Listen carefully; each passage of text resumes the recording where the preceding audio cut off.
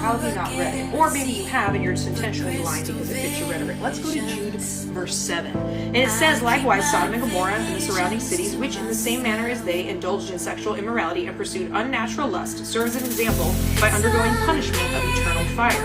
In the same way as they, in the same way as who? Who was they? Well, it says so in verse 6 if you read the whole chapter.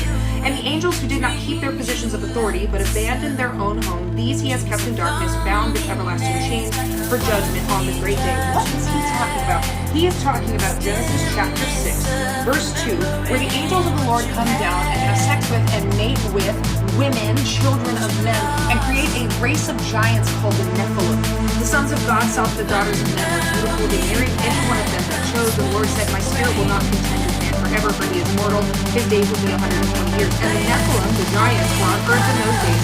And afterward, when the sons of God went to the daughters of men and had children by them, they were the heroes of old, men of renown. But Jude is specifically quoting from the book of 1st Enoch. Now, Enoch didn't make it into our Bible, but it was Second Temple Jewish literature that would have been read and widely believed from the 3rd century BCE to the 1st century BCE, including influencing the writer of Jude. In fact, Jude 14 and 15 directly quotes from Enoch 1:9. So in chapter 6 of 1st Enoch, it says, and it came to pass when the children of men had multiplied in those days, born unto them beautiful and comely daughters. And the angels, the children of heaven, saw and lusted after them, and said to one another, come, let us choose wives from among the children of men to beget us children. And in chapter 7 it says, and they took together with them, took them unto wives, and chose for himself each one. And they began to go in unto them and defile themselves with them, and they taught them charms and enchantments. And how do we know that this is what Jude is talking about, besides the fact that he directly quotes Enoch in verses 14 and 15? Because the Greek here is sarkos heteros. It means other flesh, strange flesh. It is the only time that phrase occurs in the Bible anywhere.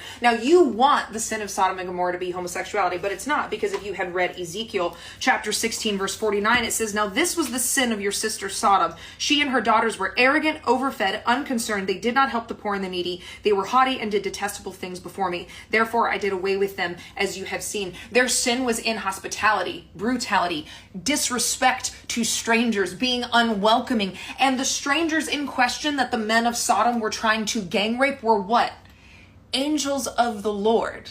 Cherry-pick the Bible in order to demonize an entire group of people, going as far as to want legislation that restricts their civil rights and their religious liberty, not because you care about what the Bible says, because there is no such outcry to make adultery illegal, charging interest on loans, or force by law that we take care of the poor or the foreigner, because you're not actually interested in the text of the Bible outside of serving your own self-interest and self-hatred, because you're not going to claim that you want to make the sins that you are committing illegal. Take the plank out of your own eye before you judge the speck in your brother's.